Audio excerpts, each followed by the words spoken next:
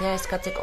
Langile hauek ja bere garaian duela urte mordo bat lortu zuten haien baldintzak homologatzea Osakidetzako langileen baldintzei. Zer gertatu da azken 5 urte hauetan? Osakidetzako langileek jaso dituzten hobekuntza guzti horiek hauei zaie aplikatu, ez? Zentzu horretan ikusten dugu homologazio printzipio hori lortu zana apurtu dala, ez? 5 urte daramatzate lan hitzarmenbarik eta enpresarekin hainbat bilera egin arren, negoziazioa blokeatuta dagoela ohartarazi dute. Estamos viendo que tanto las empresas como el cliente, Osakidetza, están incumpliendo el principio de la homologación al negarse a adaptar e implicarnos las diferentes materias aplicadas al personal propio de Osakidetza. Simplemente estamos reivindicando que se nos apliquen las mismas condiciones que al personal propio de Osakidetza en base del principio de homologación. Osakidetzako zuzendaritzari erantzukizuna eskatzen diote. 2 urte daramatzatelako bilerak eskatzen gatazkan bitartekari izateko, baina ez dute erantzunik jaso. Egoera horrela, astebeteko greba biatu dute Araba, Bizkaia eta Gipuzkoako Osakidetzako azpikontratutako langileek. Honetan inplikatuta daude 3 herrialdetan lan egiten dituzten garbitzaileak, ez? Osakidetzaren lan zentroetan. Bai ospitaletan eta bai osasun zentroetan, ez? Eta orokorrean kalkulatzen dugu egongo diela 2.500 langileen artean afektatuta. Lehen egunean, Gurutzetako ospitalean istiluak egon ziren labek jakitera eman duenez. Sindikatuak salatu duenez, 2 langile atzilotu eta beste 4 identifikatu zituzten. Gainera, grebalari bat ospitaleko larrialdietara eraman behar izan zuten. Edonola ere, protestekin jarraituko dutela iragarri dute.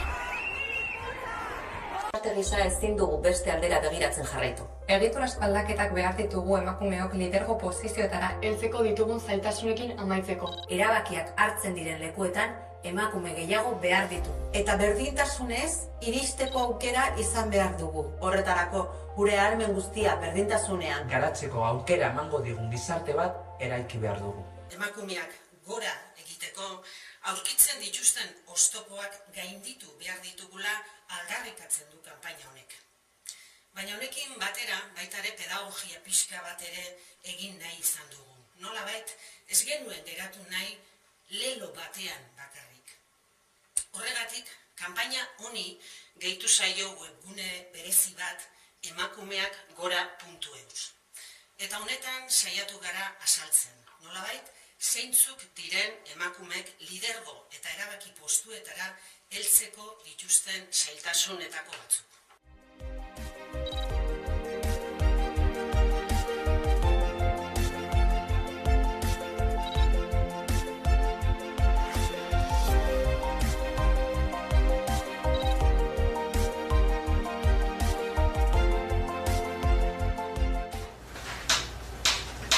Ia 57 milioi tona elikagai alferrik galdu ziren Europar Batasunean 2020an, eta kopuru horiei aurre egiteko neurri sorta bat proposatu Bruselak baserritik mahaira estrategiaren barruan.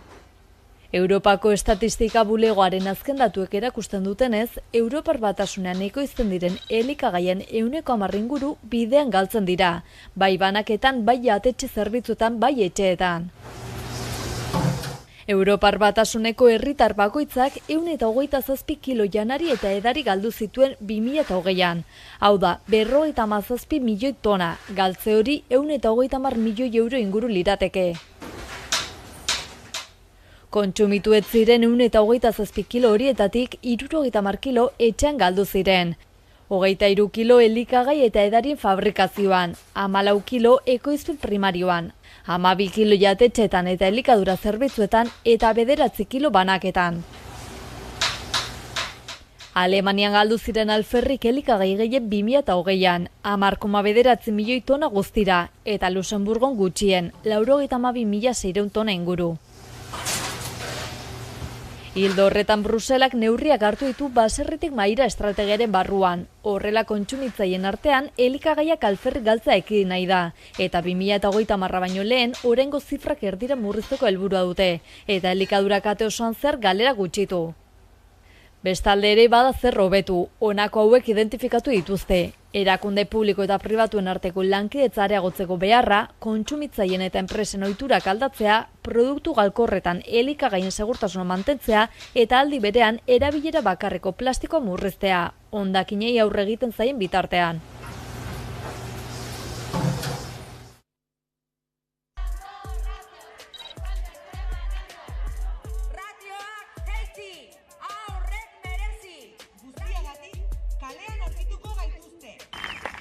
Gaurko elkarretaratzea plataformak dituen helburuak berriro aldarrikatzera datoz, ez? Nolabait, iaz hasi ginuen borroka honetan soldatetaz hitz egiten genuen eta ratioen jaitsieraren beharraz, eta nolabait soldata humilaziotik atera garen arren, ez dago inon jasoa nola eguneratu behar diren soldata taula horiek, ez dago inon jasoa aintzinokotasuna, ez dela kobratzen Nafarroako erdian baino gehiago, eta ikusten dugu hor konpromiso politikoa behar dela soldaten asunto hau gauzatu izateko, edo duintzeko. Eta aldi berean ratioen jaitsiera, badago akordio politiko bat gobernua eta EH Bildu Nafarroaren artean jasotzen duena Europako ratioetarantz aurrera pausuak eman behar direla, baina ez dago inolako egutegiratzerik gai honekin. Hortaz, bestetan bezala, hau 5. akordioa da, aurreko lauetan ere hau jasotzen zen, eta ikusten ari gara baliteke bertan bera gelditzea hau ere, edo indargabetuta gelditzea aldarrikapen hau, Orduan, ezinbestean iruditzen zaigu garrantzitsua dela berriro kalean egotea, eta ari gehiago hauteskundeak gertu daudenean, haien programetan sar dezaten ratioaren jaitsieraren elementu hau, edo guretzako gakoa den puntu hau, aldarrikapen hau.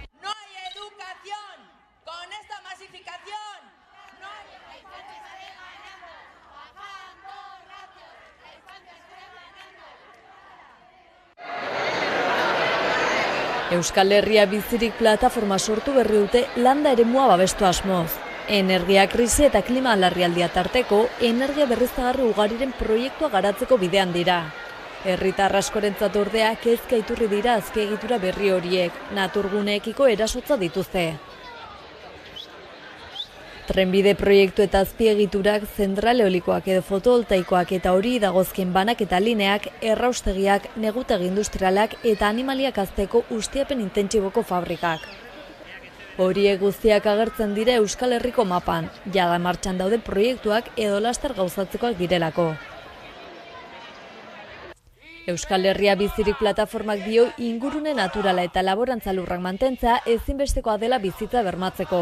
Gaineratu du horiek ondatuz gero atzera bueltarik gabeko ondorioak izango dituztela ekosistema naturalak, landa eremuko ekosistemak eta baita ekosistema sozialak ere. Testu inguru horretan maiatzaren 20an manifestazio bat egingo dute Gasteizen, lurraren defentsan, Euskal Herria Bizirik lelopean. Egin nahi diren proiektu horiek eremu komunalak eta laborantza lurrak bereganatzen dituztela nabarmendu dute, ekosistemen desagertzea arriskuan jarrita. Hori ala manifestazioa borrokan jarraitzeko pizgarri bat izatea nahi dutela azaldu dute plataformako kideek. Ildo horretan natura babestuko duen politika eskatuko dute, energia eskuratzeko aukera unibertsala ekarriko duen politika, pertsonen beharrei erantzungo dien eredu deszentralizatu eta tokikoan oinarritua. Plataformaren arabera, erabakiak pertsonengan jarriko dituzten politikak behar dira, eta ez kapitalaren interesetan oinarritutakoak. Maiatzaren 20ko manifestazioan Euskal Herri osoko eragileen atxikimendua lortzeko helburua du plataformak.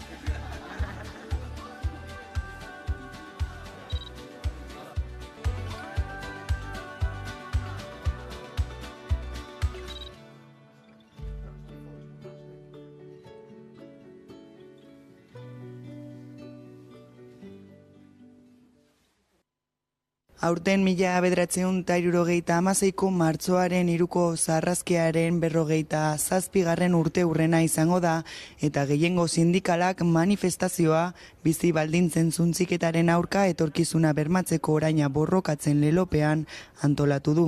ELA, LAB, Steilas eta ESK sindikatuek agerraldia egin dute martxoak 3 gunean, Zaramagan. Ostiral honetan Gasteizko sarrazkiaren 47. urteurrenaren baitan antolatu dituzten ekintzak aurkeztu dituzte. Martxoaren 3an arratsaldeko 6etan omenaldia egingo diete 1916an Gasteizen hildako langileei.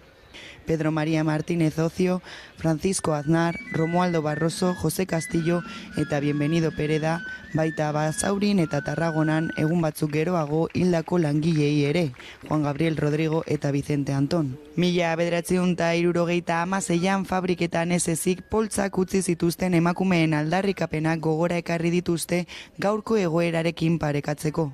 Sindikatuek azaldu dutenez bizitzaren garestitzearen aurrean mobilizazioak eta borrokak antolatzen ari dira, lantokietan eta kaleetan langile klasearen erosteko ahalmena defendatzeko. Horrekin batera, sistema publikoaren alde egiten ari diren mobilizazio ugariak eta pentsiodunen mugimenduaren borroka goratu dituzte.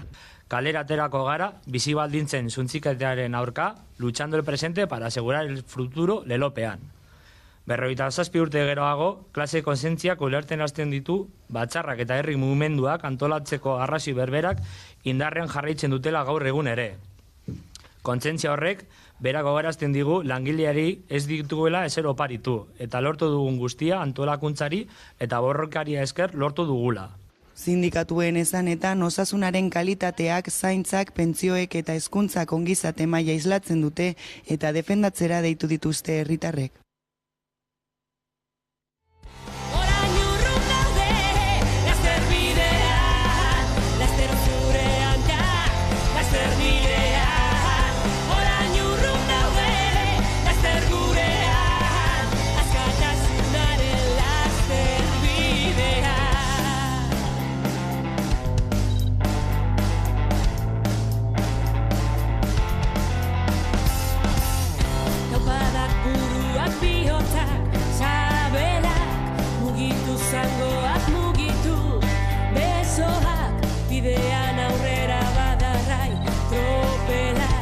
Pausoa ekarri dezake, pausoa.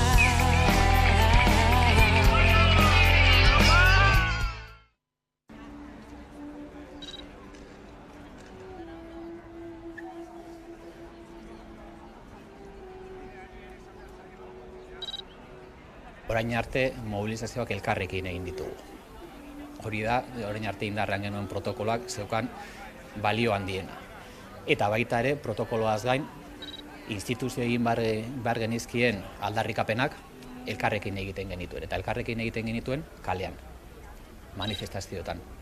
Behatzen genuelako, organo horietan etzegoela borondaterik langileen aldeko interesak defendatzeko. Eta gure egiteko nagusia zala, kalean mobilizazioen bitartez, protesten bitartez, organo horietan hartzen diren erabakiak baldintzatzea. Behatzen dugulako, gaskoz gehiago baldintzatzen dela, kalean langileekin, organo horietan, mahai baten inguruan eserita baino. Eta hori da bertan bera geratuko dena, eta hemendik aurrera, elak bere aldetik eta labek ikusiko guztelan, baina erantzunak alde bakarrez hartu beharko ditugu. Eta organoetara bueltatzeak, ondorio praktiko argi badu, eta orokorrean ela eta laben arteko elkarlana zaildu egiten dela, eta komisiones obreras eta UGT-rekin izan dezaketena erraztu.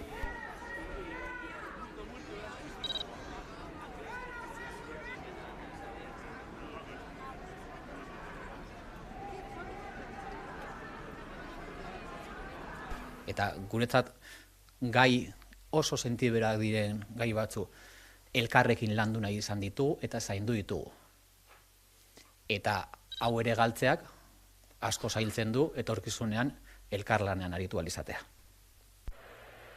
Bizirauteko nahikoa omen da eskutan daukaguna, baina izate zati txikia ote da askatasuna. 2003ko hasiera honetan 172 preso eta 25 erbesteratu eta deportatu gelditzen dira. Horietatik 17 larriki gaixo daude. 158 Euskal Herriko espetxeetan daude, eta askoren egoerak egin du hobera. Baita haien zenide eta gertukoenak ere, baina salbuespen espetxe politika ez da bukatu. Euskal jendartearen implikazioa erabakigarria izan da urruntzea eta sakabanaketa amaitze aldera. Baina hemen jarraitzen du salbuespenak, injustiziak. Hemen gure inguruan lagunen, auzokoen, zenideen edo gure haragietan. Hemen bada oraindik.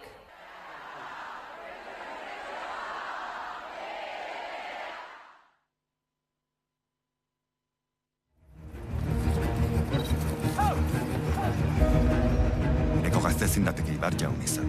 Neure burua aurkezten dut xumeki, Ibar Jaun kristiau garbia izaiteko. Nor da? Lusa, harengatik zenbaiteko oraino dituzte sinesten elemele paganoak. Bada aitzulo sakon bat oijanaren bihotzean, hor dukezu erantzuna. Lagun eginen dizuen eilo basoak, iratik.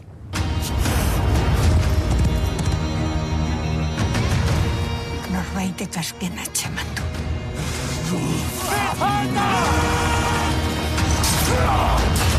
Ez dut ipuinetan sinesten.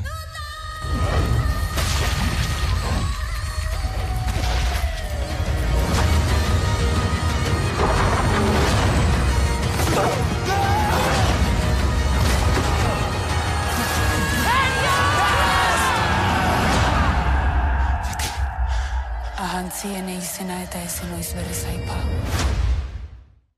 Kultura aterpe izango da, lehenengo aldaketa kafe antzoki izatetik, kultura aterpe izatera pasatuko da. Piztu, postu eta pustu. Piztu argiak, postu bihotzak eta pustu deigun aterpe hau. Festa giroan joango dan ekitaldi txo bat izango da, kanpoko gonbidatu batzuk ekarriko ditugu, Nari edo Dei Barroso bezala, baina gero plaza potente bat izango da, bertako sortzaileak egoteko. Aitor Bizkarra egongo da, Peru Madalena eta Mikel Nuñez egongo die, Aroa Blankok parte hartuko du, Barratik kalerako neskak hemendik ibiliko die, musika eskolako ikaslean Bras Basabe bai egongo da, eta bueno, danekin nahi duguna da pizkatxo bat, urte betetze egun bat, esartzea proiektu berri horri.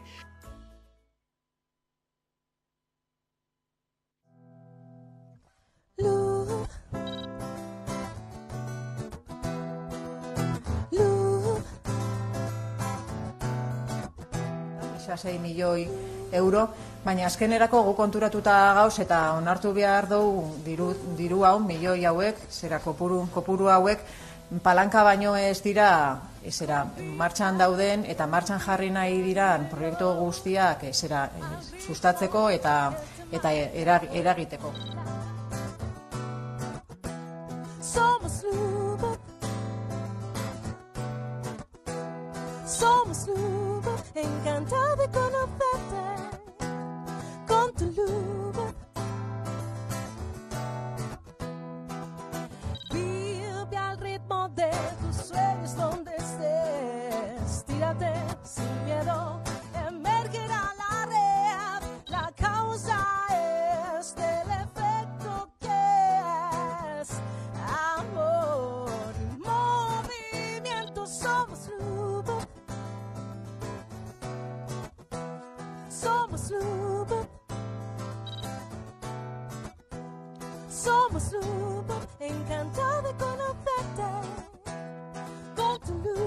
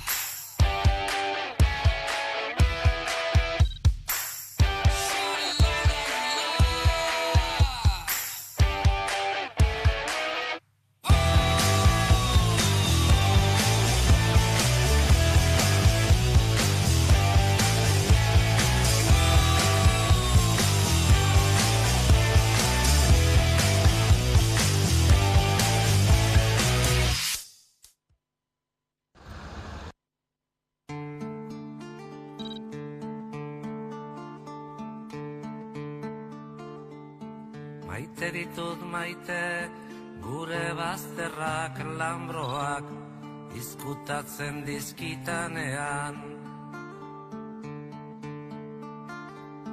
Maite ditut maite, gure bazterrak lambroak izkutatzen dizkitanean. Zer izkutatzen duen, ez ditanean ikusten uzten. Orduan azten bainaiz, izkutukoa, nere baitan pizten diren bazter miresgarriak ikusten.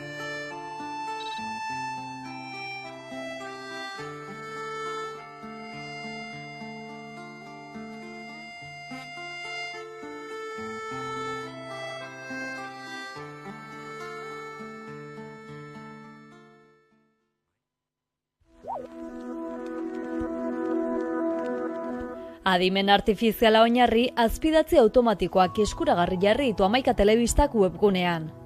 Hamaikan hasi ginenetik bagenun helburu bat, eta zan euskaldun berriei altzala eskaini ahal izatea azpitituluen bidez esaten genuena telebistan, ez? Orduan eta urte guzti hauetan, hori ez da posible izan, ez genulako baliabiderik eta seguruen teknologia nahikorik. Orai NLP teknologia etxearekin, Eluiar Fundazioak kudeatzen duenarekin, posible izan du hori lantzea, bai elkarlanean azkenean beraiekin, eta kamekin ere bai beste gure aliatu teknologiko bat aspaldikoa, ez. Orduan, hiruron artean garatu dugu, esaten dena azpititulu bihurtu ahal izatea, eta hori nire ustez balio gehitu bada Hamaika Telebistako ikusleitza. NLP teknologiak dira ordenagailuek eta hizkuntza ulertu, tratatu eta sortzeko erabiltzen dian teknologia guztiak, ezta? Eta hor sartzen dira bai itzulpen automatikoa, edo baita hizketaren ezagutza, eta azpititulazio automatikoa, hizketaren sorkuntza, chatbotak, lako mila gauza. Hamaika Telebistarentzako egin duguna da gure azpititulazio automatikoko teknologia integratu Hamaikako lan prozesuetan, ezta? Orduan albiztiak edo edozein bideopieza eta grabatzen danean eta katalogora igotzen danean edo publikatzeko igo behar denean aukera dago, nahi bada automatikoki azpititulatzeko, eta nahi izan ezkero azpititulu automatiko horietan dazen akatsak zuzentzeko eta gero publikatzera bidaltzeko. Eta egin dugu gure teknologia hori bertan integratu eta egokitu. Horretarako Hamaikak urtea baliatu du kazeteriak formatu eta sistemari behartzuen informazioa erakusteko.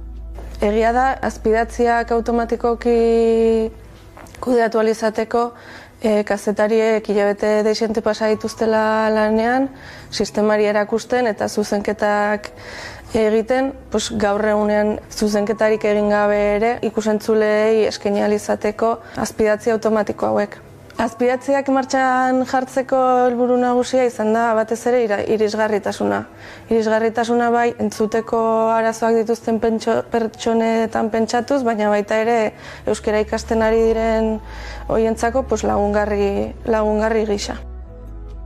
Aurrera begira erronkak izango dira, albisteetan ez ezik, elkarrizketetan eta saioetan eduki gehiagotan azpidatziak eskintzeko aukera izatea, eta baita zergaitik ez beste hizkuntza batean dauden elkarrizketak euskeratzea, edota kanpora begira ere interesgarria iruditzen zaigun edukia euskeraz sortu eta beste hizkuntza batzuetan azpidatzia izateko gaitasuna izatea. Hurrengo erronkak albiste zaratago elkarrizketak eta saio ezberdinak eskaini ahal izatea izango dira.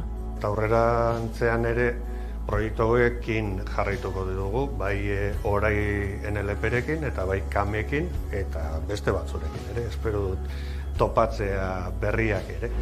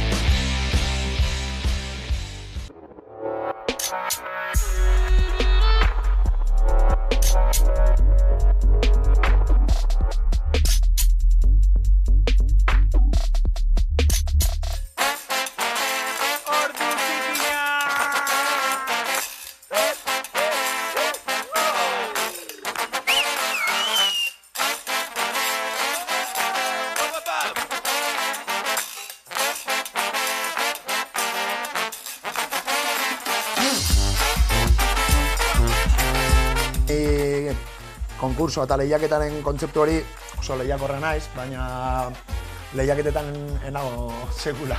Antzerkiaren munduan eta irudien munduan ibiltzen naiz ez, bi mundu horietan. Txikitatik entziet joera, kantatzeko, argazkizuna hitza ikasi nun Bilbon, eta oraindik musika neukan oso baztertua.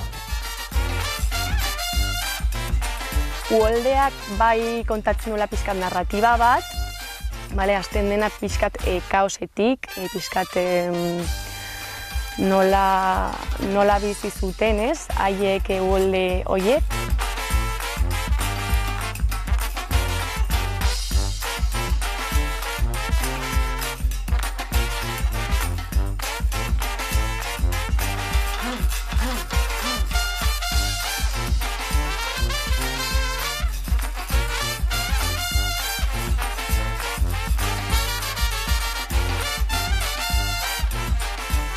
Hori kanporatzeko hasi nintzen poesia idazten. Lehendabiziko gauza izan zen poesia idaztea, gero ipuinak.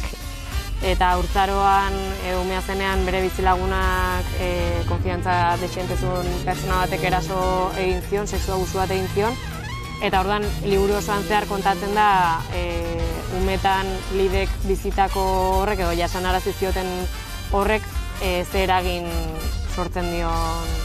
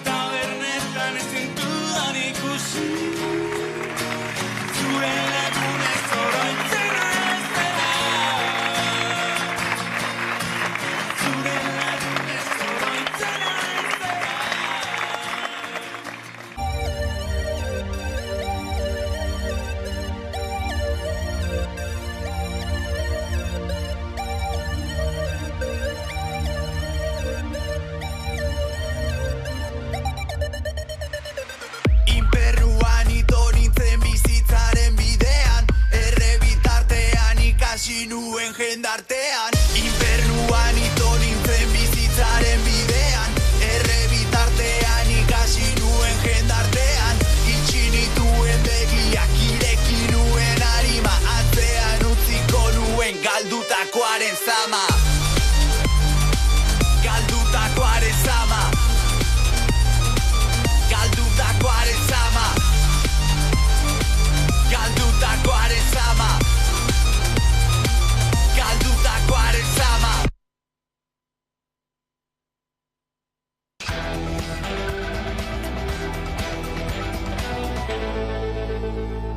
Mabiterdiak pasata iritsi da eguneko elkarrizketa nagusiari heltzeko gunean, eta horretarako gaur gonbidatu nagusi gisa hemen dugu gurekin Asier Blas, zientzia politikoetako doktorea, baina geopolitikari iritsita gaurkoan ez Ukrainara begira jarriko gara, beraz ondo etorri.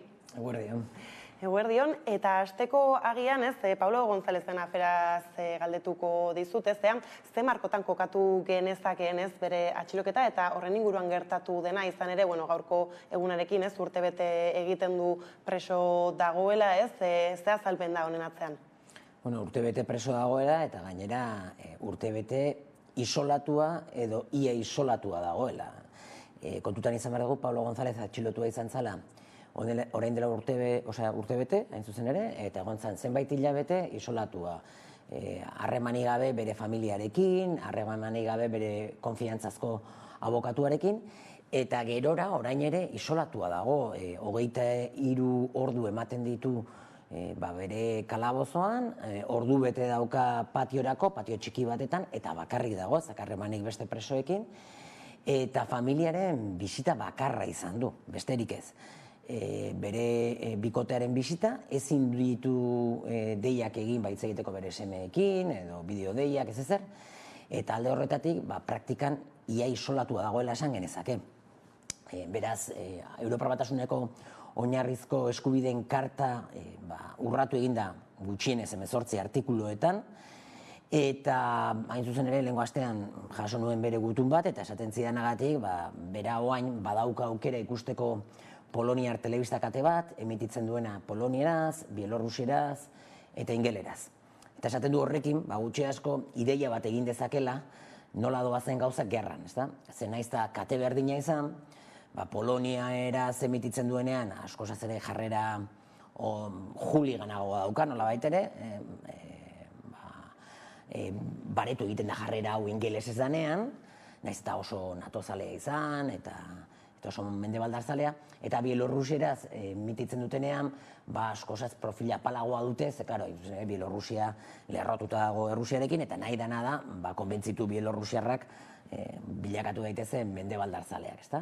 Eta horrekin esaten zian, horrekin ideia bat egiten dut, eta ulertzen dut zerratik ez ninduten utzi sartzen Ukrainan gerrarei buruz informatzeko. Hain zuzen ere, konturatu dana da, propaganda gerra bat dagoela momentu honetan, eta bera bezalako kazetari independientea, errusieraz dakiena, 2014tik lanean dagoena, eta gainez lanean egondana lekuan, Ukrainan alde batean eta bestean. Oso arriskutsua izan ziteken, eta bide batez, bere atxilotuta ere bai, mezu bat transmititze zaie kazetariei. Kontuz, informatzerakoan, ze dozen momentutan atxilotuak izan zaitezkete, eta alde horretatik kazetari askok autozentsura aplikatzen dute. Gogoratuko dugu, egun horretan, adez, atxilotu zuten egun horretan, afaltzen egon zala Aiestaranekin, Mikel Aiestaranekin, eta Ibai Arbiderekin. Ibai Arbidek ere tuit bat jarri zuen horri buruz, gero borratu egin zuen, eta esplikatu zuen, beldur zala, eta horretarako balio du bere atxiloketak nire ikuspegitik. Batez ere, badirazpen askatasuna mugatzeko eta kazetariak baldintzatzeko eta autozentsura aplika dezaten bultzatzeko nola baitere. Ez gainera azalduzun argazki hori telebista katena, hizkuntzena bada gerraren bestelako argazki bat azaltzeko ere asko ematen du, eta hor, urte bete pasatu da ere, Ukrainaren inbasioa hasi zenetik, nola gogoratzen duzu zuk ez hasiera hori zer espero genuen, eta zer orain ez, nolako irakurketa egin daiteke? Momentuan, inbasio zitzenean, gehienek ez duen pentsatzen inbasio hori emango zanik tamaina horretan, ezta? Donbasetik kanpora joango zanik. Eta hor, gogoratuko dugu segurenik azarotik zeudela gauza, gora eta bera, eta ematen ziren data batzuk, eta hasiko da hemen, eta beste bat, eta orain gontanez, 2 aste barru dena helakoa, eta etzan iristen, azkenean iritsi izan, eta batzuk espero zuten azan azkar joatea inbasio hori. Ez nuen asmatu inbasioaren gertaeran, baina asmatu nuen, esanez, inbasioa gertatzen baldin bazan, ez zela azkar joango, inundik inora. Zergatik, Ukraina handia da, eta 150.000 soldadurekin ezin da hartu Ukraina. Kontutan izan behar dugu, adibidez, Pragan, Txekoslovakiako inbasioa gertatu zanean, Sobietar Batasunak eta Varsoviako itunak egin zutenean, 1,5 milioi soldadu, baina gehiago erabili zituztela, 4 aldiz txikiagoa dan herrialde batetan, eta gainez, Sobietar eragin esferan zegoen herrialde batetan. Ukraina, azken urte honetan esplikatu duen bezalaxe, Jens Stoltenberg, NATOko idazkari orokorrak esplikatu duen bezalaxe, Ukraina 2014tik mendebaldearen eraginpeko lurralde bada.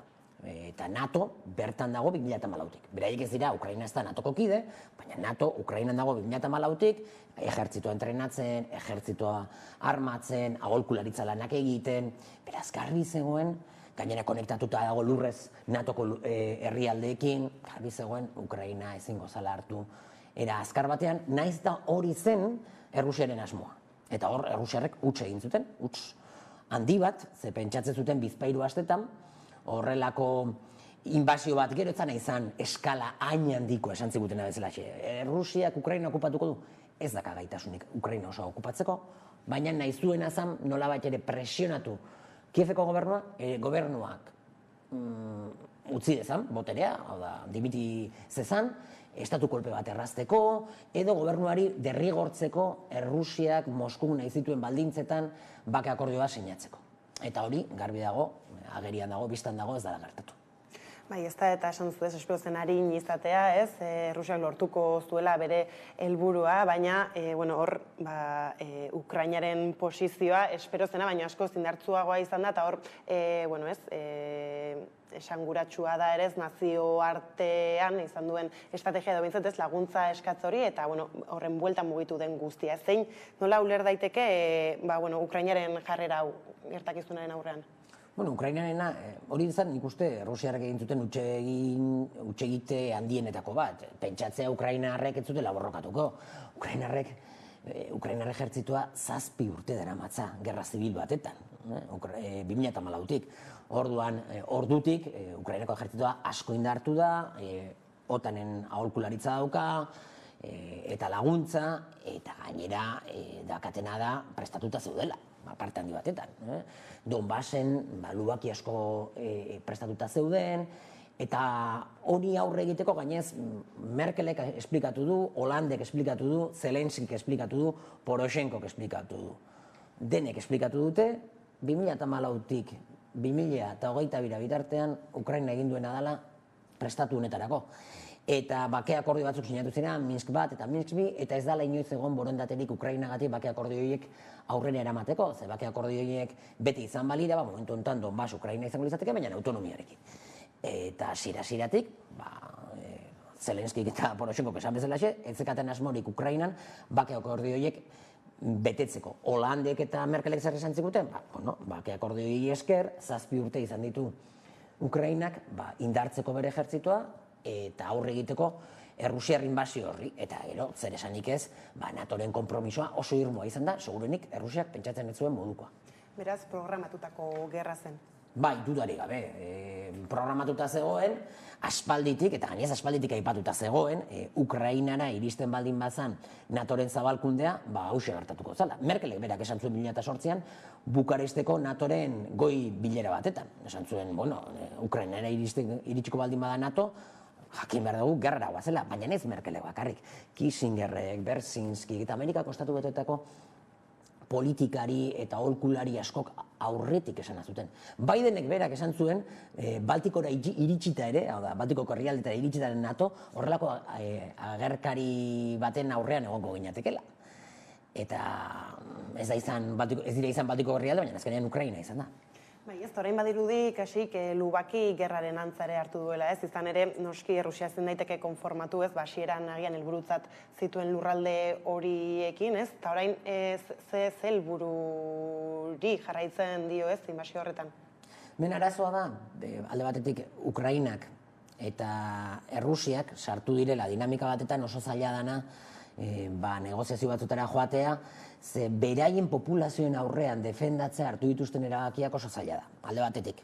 Ikusten baldin badugu Ukrainak, aipatu dugun bezalaxe, ez du asmorik izan bake akordioak betetzeko. Horrek zer esan nahi du? Bake akordio horietan aitortzen zana, baina egoera txarrago bat adosten baldin bada negoziazio batzuetan, herritarrek esango dutena, eta orduan urtebete gerran suntsipen guztia, hildakoak, ekonomiaren egoera, zertarako. Horrek, esan nahi duna da, Ukrainak gutxienez Donbas guztia berreskuratu behar duela. Ze hori baitzen, Minskeko akordioak segurtatzen ziotena, autonomiarekin, orduan, konkistatu beharko luke Donbas guztia, eta noski autonomiarik gabe Donbasentzat. Errusiaren kasua antzekoa da. Errusiak momentu honetan, inbasio hasten duenean, horrelako erabaki bat hartzen duenean, nazioarteko legedia hautsiz, eta erabaki bat eramaten duena Ukraina eta Errusiaren arteko etsaitasuna muturrera, eta pentsatu behar dugu historikoki Ukrainak eta Errusiak harreman handia izan dutela, gertuko herrialde bezala, gertuko nazioak bezala kontsideratu direla, familiak nahastuta daudela, eta badakizu horrelako erabaki bat aurrera ematen dezunean, gerra luze bat bilakatzen danean, denbora askorako, ez baldin bada betirako, sortuko da Ukraina berri hau izango da oso anti-errusiarra. Eta hori lortzeko hartu dituzun erabaki guzti horiek ez badizute inolako onura adierazgarririk ematen, hau da, Donbasetik haratago ez badituzu lortzen lurralde gehiago, bere etxean ere Putinek eta bere gobernuak arazoak izan ditzake. Bai ez, beraz, aipatu duzun horretaz aparte beste arrazoi dira ez, gerra honen luzapenerako ez izan ere hor, badago, bueno, ez, Rusia, Ukraina aipatu ditugu, baina kanpoan ere ez, badira beste eragile batzuk, eta horrez, ze gatazkari dira jokatzen gerra honetan?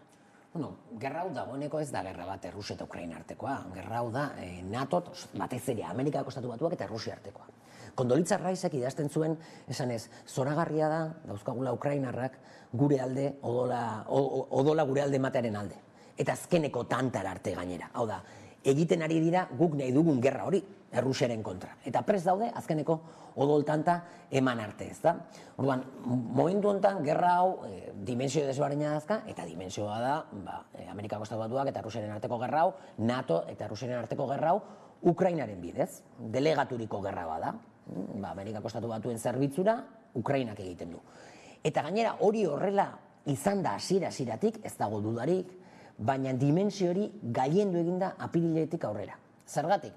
Martxoan, egon ziren elkarrizketa batzuk, bitartekaritza lan bat egin zuen Israeleko lehen ministro ohiak, Bennetek, Israel ez da ezerren susmagarri, mendebaldarzalea, Amerikako Estatu Batuen aliatu finenetako bat, eta Bennetek esplikatu digunagatik, Ukrainak eta Rusiak borondatea zuten gatazkarekin, gerrarekin amaitzeko. Ahalik eta azkarren. Eta gauzak ondo bidean zioa zen, baina Amerikako Estatu Batuak debekatu egin zituen elkarrizketa horiek, Benneteri esan zioten haizu onarte, hau ez da posible. Zergatik, hain zuzen ere, Amerikako Estatu Batuak Lloyd Austinek esplikatu bezala, Amerikako Estatu Batuetako defentsa ministroak, defentsa idazkaria handeitzen dioten moduan, gerra luze bat nahi zuten Errusia igatzeko. Beste elkarrizketa batzuk egon ziren, eta hau gainez aurrera desente gehiago egin zuten, Turkian, apirilean.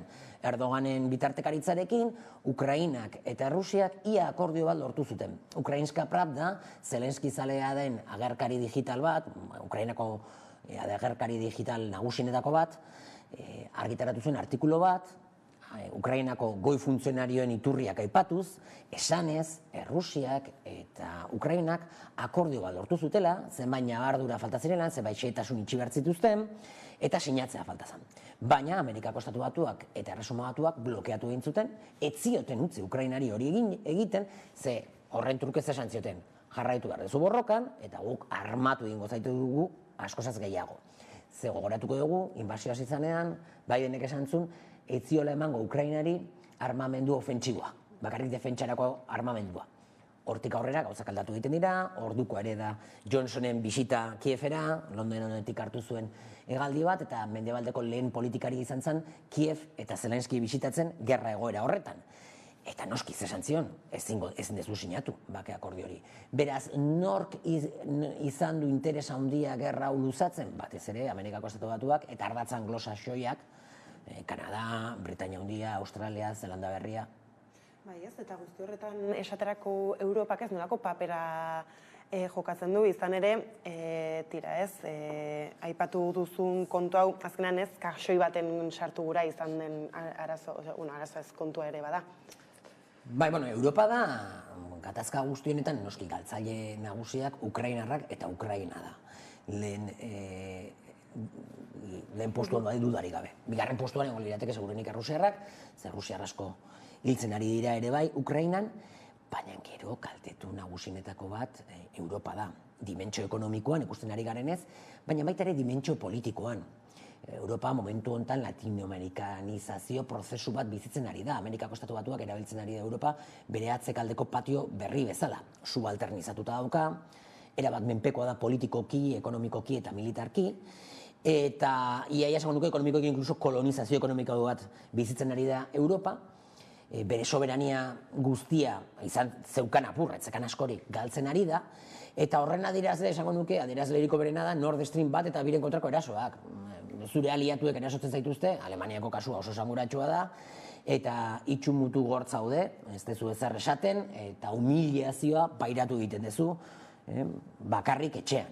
Eta dakizu nor izan den.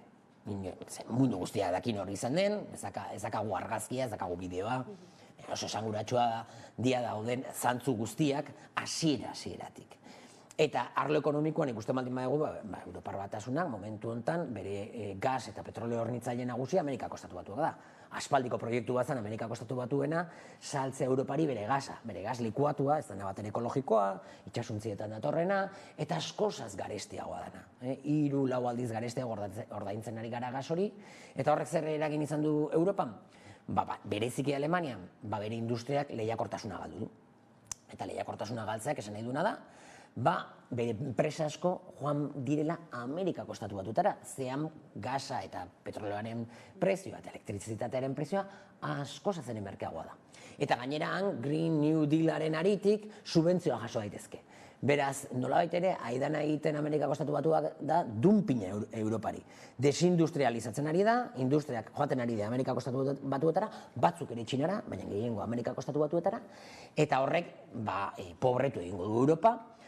Gure gastu militarra asko igotzen ari gara, gastu militarra igotzeak esan nahi duena da gastatuko dugula diru hori armamentuan, eta armamentu hori erosiko dugu Amerikako Estatu Batuei, beste odol transfusio ekonomiko bat Amerikako Estatu Batuentzat, eta guzti horren laburpen igual sintetikoena izango litzateke ikustea euroa eta dolarraren arteko harremana.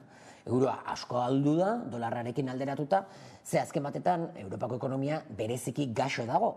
Ze Amerikako Estatu Batuakek eta G7ak hasitako gerra ekonomikoa Errusiaren kontra, batez ere kaltetu du Europako ekonomia. Momentu honetan, nazioarteko diru funtsak, mendebaldeak kontrolatzen duen erakunde bat, esan digu 2023an Errusiak hazkunde ekonomiko handiagoa izango duela, Alemaniak edo inkluso Britainia handiak baino.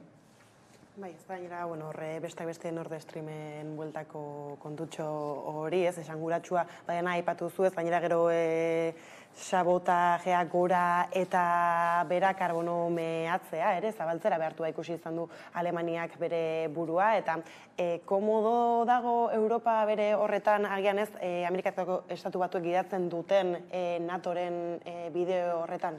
Kontua da, Europar Batasunak ez dakala interes komun bat. Daude, interes nazional desberdinak. Eta interes nazional hauen agregazioak funtzionatu du momentu historiko batzuetan, baina krisiak datozenean, krisi ekonomikoak, politikoak edo militarrak, orduan interes horien artean talka egoten da. Oso adierazgarria izan zen, 2008ko krisi finantzieroarekin, nola ikusi genuen, adibidez, Alemania eta Greziaren interes nazionalek talka egin zutela, ezta? Edo baita ere ikusi dugu COVID-aren krisiarekin nola bakoitza saiatzen zen bere bidea urratzen eta bere zilborrari bakarri begiratzen, ezta? Eta momentu honetan, gerra testu inguru honetan, interes kontrajarri asko daude Europar Batasunaren baitan. Ardatz franko-alemaniarrari etzaio komeni eta etzaio gustatzen ez dago eroso egoera honetan. Baina berriz, Varsovia, Polonia, Baltikoko herrialdeak eta beste zenbait herrialde oso eroso daude, batez ere Eskandinaviakoak eta oso konexiona daukatelako Amerikako Estatu Batuekin eta interes oso desberdinak dituztelako. Hasteko ez direlako herrialde hain industrialak Alemania bezalaxe, ezta? Eta orduan desoroso daudenak dira Frantzia eta Alemania, de hecho, pasaden udan Frantziako ekonomia ministroak eta Alemaniako ekonomia ministroak behin baina gehiagotan esan zuten, biek esan zuten, hemen gauzak ez zioazela ondo. Amerikako Estatu Batuakek kaltetzen zuela Europar ekonomia, eta etzala bazkiden arteko harreman logiko bat, ezta? Baina guzti hori ere azkenean isilarazi da, eta momentu honetan Alemania eta Frantziak, noizbenka Frantzia gehiago independienteagoa dalako Alemania baino, gogoratu dezagun, Frantziak azken batetan bomba nuklearrak dazka, ejertzito independienteagoa dauka, eta ez dago militarki okupatua Alemania bezain beste Amerikako Estatu Batuengatik. Ez gogoratu dezagun, Alemania okupatuta dago Amerikako Estatu Batuengatik. Azken batetan naiz eta beraien interesekin kontraesanean sartu, errealitatea da oso lotuta daudela Amerikako Estatu Batuen interesetara, besteak beste, ejertzito Ipar-Amerikarra bertan dagoelako. Baina hor, ekonomia zereari garela, kristuneko propaganda egin izan da, ez zigor ekonomikoen afera horretan, ez, aldatzen joan izan dira, ez, interesen arabera, orain hause behar dut, orain beste behar dut. Benetan, nolako eragina izan du honek Errusian?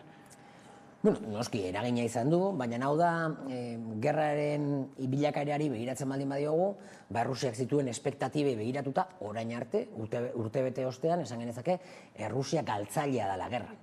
Bainikan, Ukrainaren 20% kontrolatzen du gutxi asko, eta hori asko da, eta horrek ez du esan nahi galduko duenik gerra, ikusteko dago, baina bere espektatibekin alderatuta, dudari gabe, Errusia dimentsio militarrean galtzaile da. Berriz, dimentsio ekonomikoan kontrakoa gertatzen da. mendebaldeak zituen espektatibei begiratuta, Errusiako ekonomia ez da asko kaltetu, de hecho, zenbait dimensioetan indartzen ari da, diversifikatzen ari da bere bezeroak, eta badirudi, gainera aurrera begira, prospekzio oso ona dituela. Hori nazioarteko diru funtsaren arabera. Beraz, dimentsio ekonomikoan badirudi irabazlea izan dela. Eta berriz, arlo ekonomiko horretan, galtzailea berriro ere garbi dagona da Europar Batasuna izaten ari dela. Ze orain arte, bazeukan lehen gaien hornitzaile fidagarri bat, eta gainez, hornitzen zuela lehen gai merkeekin. Eta hori, hemendik aurrera ez da gertatuko. Eta guzti horretan ez, langile klasea bera izango da, egoera upairatuko. Galtzaile nagusi izango gara langile klasekok, hori garbi dago, hau da, klase xea, herria, klase ertainak, hori garbi dago. Horiek izango dira kaltetu nagusiak, ikusten ari gara egunero. Inflazioarekin ez dagoela bakarrik lotuta gerrarekin, zan prozesu bat aldez aurretik zetorrena eta zer ikusi asko daukana, mendebaldean daukagu bizio batekin dela dirua inprimatzea.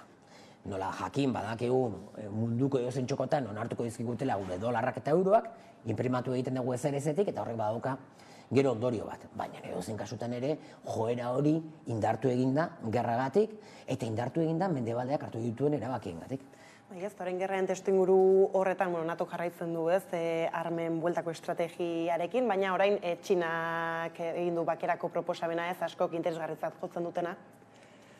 Txinako bake proposamena garbi dago ez dela bideragarria, esango nuke wishful thinking ariketa badala, eta are gehiago, esango nuke pixka bat ere badala modu bat erakusteko ez daudela bakarrik hemen mendebaldetik datozen gerra hotxak, baizik eta gainontzeko hegoalde globalean bultzatu nahi dutena dela bakea.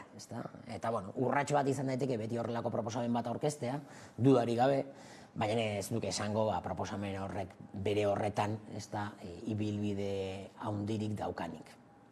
Beraz, une honetan zeintzuk izango dira ikusiko ditugun urrengo pausak edo zeintzuk izan daitezke, ikusten da gatazka luzera, edo luze jarraituko duela? Zantzu guztien arabera luzerako doa. Gainera, orain dela astebete edo egun gutxi batzuk Putinek eman zuen hitzaspertu hortan, oso garbi zegoen bere prebisio guztiak zala gatazka luze batetara joango ginela edo egongo ginela, ezta? Eta ez dirudi beste aukerari dagoenik. Zergatik, lehen aipatu dugu, Ukrainak eta Errusiak momentu honetan ez dituzte pizgarri asko negoziazio bat aurrera eramateko, gero Ukrainak jakin badakigu ez dakala soberaniarik hori ere erabakitzeko, hori erabakiko duena azken batetan Amerikako Estatu Batuak izango da.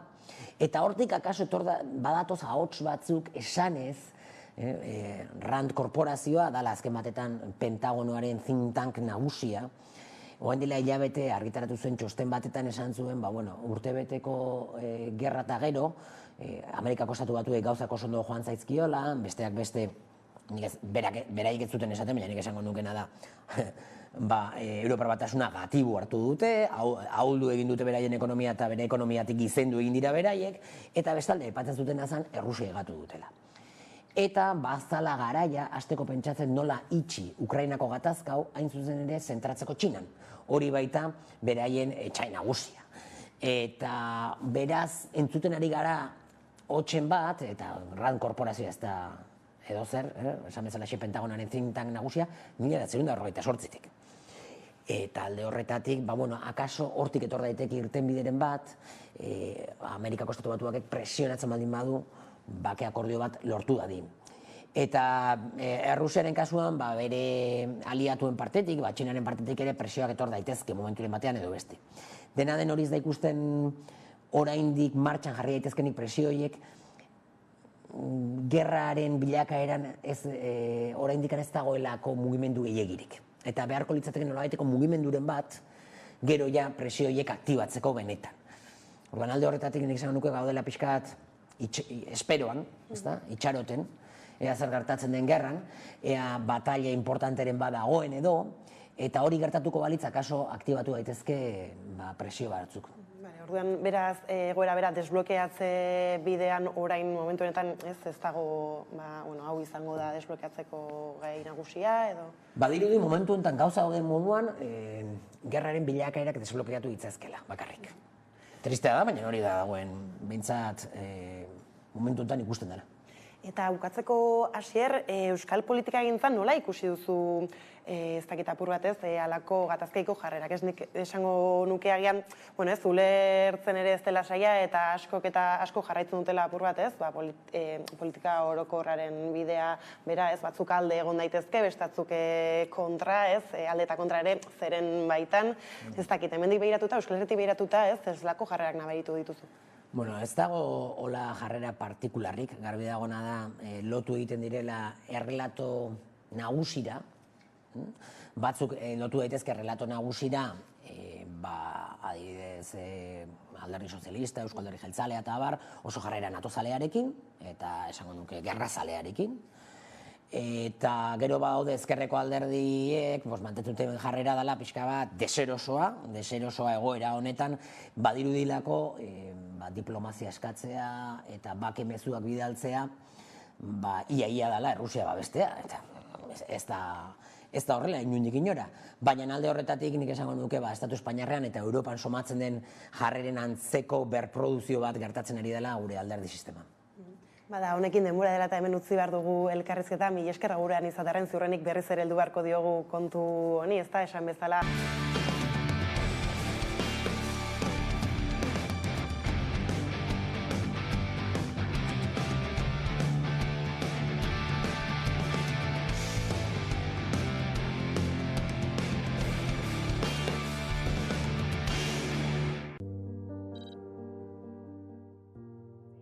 Izen zan pelikula bat emodukue.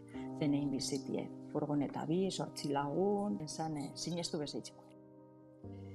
Espezialdizeke luzetuti iridagokizonez, ez dakit beran legediz urratuten da bien edo ez, baina inkomunikazio iridagokizonez, bai. Poloniak Europar Batasuneko funtsesko eskubidien karti sinatuteko, eta horren arabera familiz zuzenien komunikateko eskubidie edo zein presaudeko moduen, edo ukibileke, beran konfidentzazko abogaueaz lehenengo egunetik egoteko eskubide eukibiko leke eta esteko, eta nire espantziera hainbetarinen enintzie epaiketarako data bat, eta epaiketa horretan argitzutie zer dauen, zer ez dauen,